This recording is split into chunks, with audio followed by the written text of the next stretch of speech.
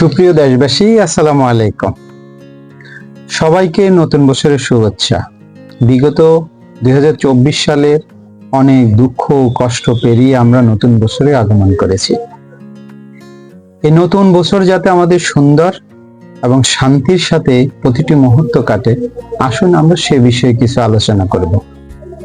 অনেক জ্ঞানী গুণীরা বলেছেন, পৃথিবীতে বেঁচে থাকতে হলে যে বিষয়গুলো সবচেয়ে জরুরি তা হচ্ছে আমরা আজকে ওয়াদা করব, শুধু আজকের দিন আমি রাগারাগি করব না। এটা যদি আমরা করতে পারি তাহলে দেখবেন আমাদের ঠিক আজকের দিন বলতে প্রতিদিনই আমাদের জন্য আজকে হয়ে যাবে। এভাবে আমরা পৃথিবীতে যতদিন বাঁচবো আমরা রাগারাগি করব না, পাশাপাশি কেউ রেগে যায় এরকম কাজও করব না। আমরা প্রত্যেকের জায়গায় শান্তি খোঁজার চেষ্টা করব। আসুন আমরা দ্বিতীয় যে বিষয়টি নিয়ে আলোচনা করব সেটি হচ্ছে, শুধু আজকের দিন আমি কোনো দুশ্চিন্তা করব না। আমি নিজে আজকের দিন কোনো দুশ্চিন্তা করব না, পাশাপাশি অন্য কাউকেও দুশ্চিন্তায় ফেলে দেওয়ার চেষ্টা করব না। যদি আমরা এই বিষয়টি আমরা নিজেদের মধ্যে এস্টাবলিশ করতে পারি তাহলে আমরা নিজেরা শান্তিতে থাকব, আমাদের পরিবার এবং আমাদের দেশ এবং জাতি সবাই আমরা শান্তিতে থাকতে পারবো। আসুন আমরা তৃতীয় যে বিষয়টি নিয়ে ভাববো সেটি হচ্ছে, শুধু আজকের দিন আমি আমার কাজ সম্পূর্ণ সততার সঙ্গে করব।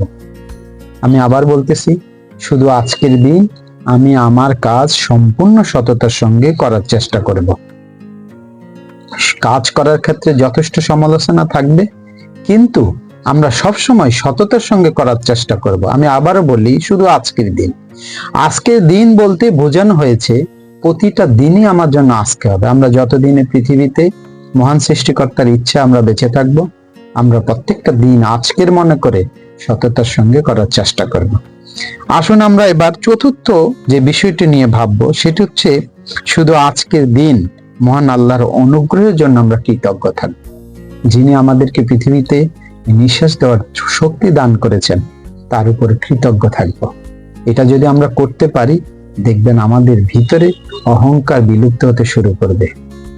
আসুন আমরা 5 নম্বর যে বিষয়টি নিয়ে ভাববো সেটি হচ্ছে, শুধু আজকের দিন জীবন মাত্রের প্রতি ভালোবাসা ও শ্রদ্ধা জ্ঞাপন করব।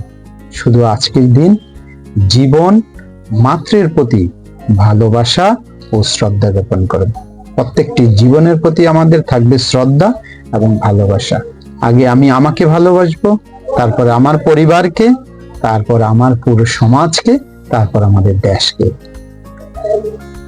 আজকের এই বছরের প্রথম দিনে আমি আমার প্রত্যেকটি ভাই বোন, দেশবাসী, মা বাবা সবাইকে বলবো, আসুন আমরা সবাই সবার জায়গায় শান্তিতে থাকি, কেউ কারোর জন্য ক্ষতির কারণ যেন না হয়ে দাঁড়ায়।